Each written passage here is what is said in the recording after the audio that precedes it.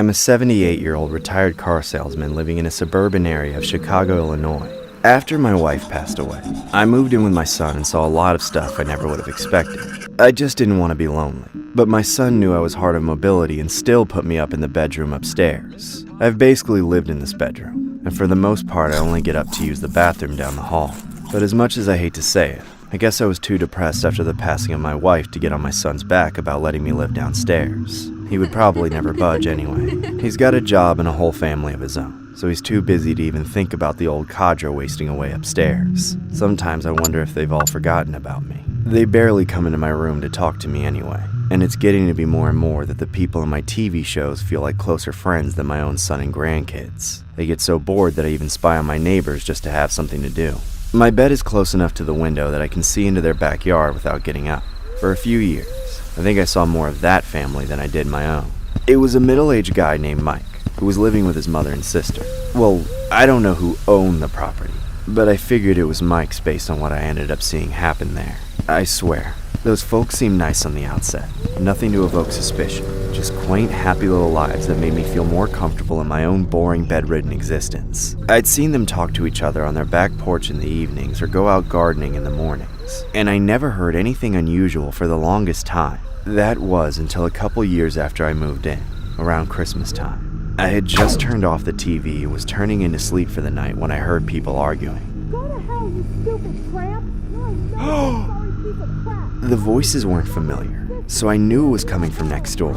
At some point, the shouting became screaming, and I started hearing all sorts of other noises going along with it. Doors slamming, glass breaking, loud thuds, the whole business. Then, it all just stopped. I was tired, so I assumed it was just an argument that ran itself out of steam. But I had a nagging feeling about it that played with my sleep. Some hours later, at what turned out to be 4 a.m., I was woken up by more noises. I looked out my window and saw Mike in the backyard. I had no idea what he was doing, but he was in a Grinch costume hauling some big Christmas sack to the tree by the garden shed. Then he opened the shed and grabbed a shovel and started digging, and I realized he was burying that bag in the frozen dirt. I didn't know what to think of it. It must have taken him an entire 30 minutes before he finished and went back inside his house. The only thing I could think was that he was some hyper-dedicated geezer playing the role of the Grinch, trying to hide some stolen donations from an orphanage or something. I don't know. I'd always thought he was a nice guy, so there was no explanation that sat right with me. I waited until morning to tell my son. Of course, he didn't believe me. He thought I was just a crazy old coot, and so did everybody else in the house. And with nobody to back me up, I started to believe that. I ended up brushing it aside and forgetting about it. The weird thing about it, though, was that I never saw the neighbor's mother ever again. She was the one who always tended the garden. But after all that happened, she was never there to take care of the plants. However, I still saw Mike and his sister outside on the porch from time to time, but they never looked quite as happy. After a while, everything went back to normal, until about 4 years later. After so much time, my son tried befriending his neighbors. He would always try to talk to them, but they would just give him a gaunt stare and say nothing, eventually going back inside their house. Both of them, the brother and sister, were definitely a weird bunch.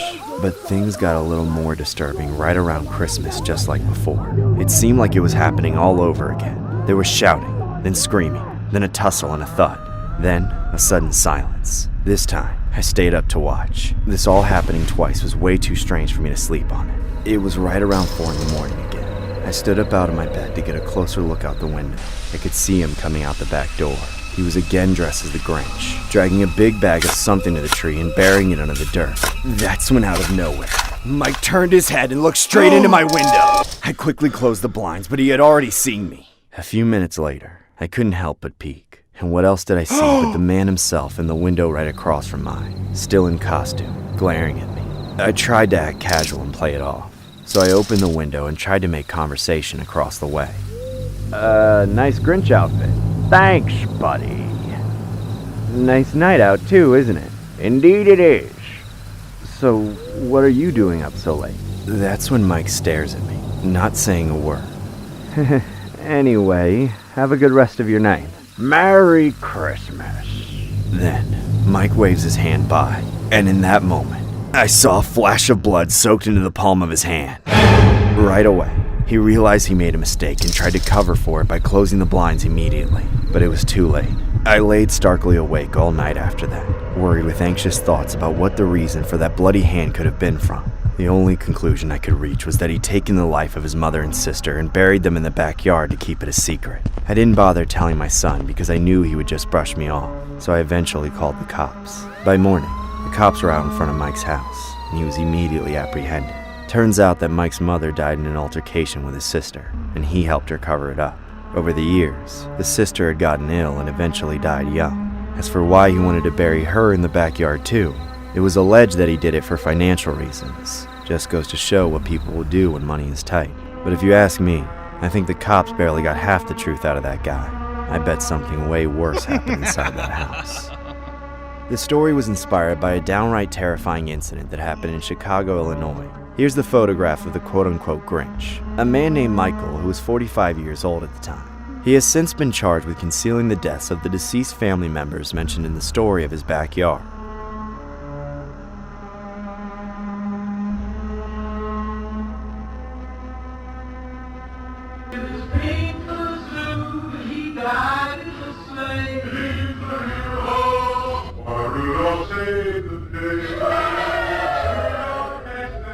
It's been arduous raising my daughter as a single parent. After all, she was abandoned by her very own mother. Damn that hoe.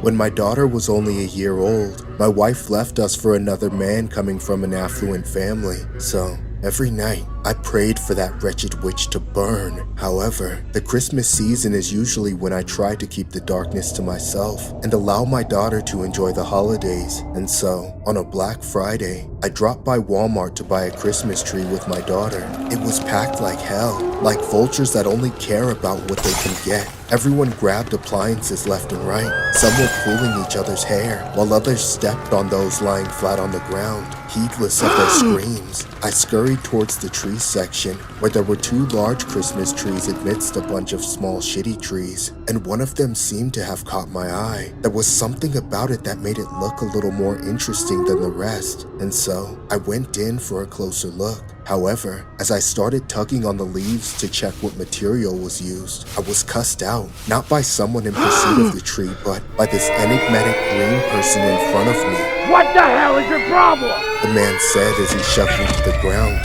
I'm sorry, man. You just blended in with the trees. I was going to buy the last big tree. Having a close resemblance to the Grinch, his brows furrowed, and with sharp teeth, he grinned and replied, Well, whoever told you this was your tree? It's mine, you hear me? One step out of line, I'll grab something of yours and squish it! As I got my bearings, I stood up saying, Excuse me? I didn't catch that. Did you say your tree? That's right, Buster. So, if you're looking for a big one, then go get your tree from the forest!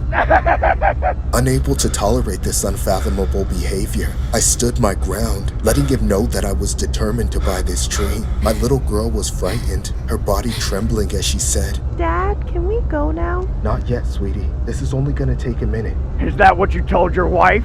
Now get the hell out of my way! The Grinch then grabbed me by my collar and slammed me across the floor, from one side to the other like a rag doll. Disorientated, I felt that if the Grinch didn't stop, it would be the end of me. Hence, I hollered calling out to security, and when they finally came, I told them about the Grinch and how he violated my rights. There were 3 of them and just 1 of him, and so, the security team warned him that if he remained conspicuous, they would have no choice but to report him to the cops and have him apprehended. It was evident that the man was furious, and eventually walked away as he grumbled incomprehensibly. I couldn't help but feel victorious when I grabbed the last big tree and finally bought it. When we arrived home, my daughter and I set up the tree together, and on Christmas Eve, we watched a heartwarming film next to the fireplace as the fire popped and crackled. Then, while my daughter waited for Santa to arrive, I noticed her head bobbing and eyelids slowly drooping. That's when I decided to take her to bed, convincing her that all her presents would appear underneath the Christmas tree the following morning. But this time, my daughter wasn't the only one yawning. I too was feeling drowsy, and so we headed back upstairs, tucking her in before returning to my bedroom, instantly hitting the sack. Later that night, I woke up to the sound of heavy footsteps coming from downstairs. But aside from the heavy steps, I heard screeching noises that gave me chills. What the hell was that? I muttered to myself. When I got up to check the time on my watch, I saw that it was 3 a.m. I couldn't go back to bed. Curious about the sounds, I got up and swung the door open.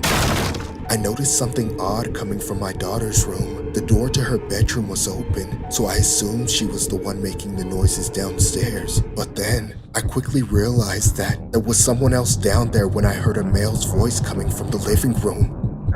Stupid tree! Should have relinquished it while they had the chance! The moderate tempo of my heartbeat accelerated as the noises grew disturbingly louder and more bizarre. Hence, I sprinted down the stairs and saw with my own eyes the same man I met at Walmart from before. It was the Grinch, with his filthy green complexion and sinister grin, and with him was a sack full of stuff he might have stolen from me. He carried it on his shoulder as he also dragged the Christmas tree toward the front door. Hey, stop right there! I hollered, making every attempt to intimidate him. I'm armed. If you know what's good for you, put that down. Then pull up! I dare you to square up, you little shit! This is my tree now! You ain't gonna ruin my Christmas this year, pal! I gulped, afraid to get myself in trouble again, or worse, be killed. Hence, I allowed him to get away with it, hoping my surveillance cameras were all in good condition so that I could provide enough evidence of this psycho barging into my home. As he drove off in his truck, I called the cops, telling them everything that had transpired. The worst part is that he didn't even have a license plate. Damn it, all this trouble for a stupid tree. I said in frustration. I locked all the doors and waited for the cops to arrive. And once they came, they checked everywhere downstairs, including the rooms upstairs, in search of clues that could identify the suspect. Then suddenly, my heart sank upon noticing that my daughter was nowhere to be found. She wasn't in her room hiding, nor was she in the kitchen. Lisa? Honey? Lisa? I frantically called out her name, but she never answered back. That's when I concluded that my daughter may have been in that sack the man was carrying on his shoulder. Of course, the cops promised to investigate and fill me in on the details. However, as time passed, the case went cold, and since then, I've had to spend Christmas alone with nothing but mere pictures to remind me of my daughter.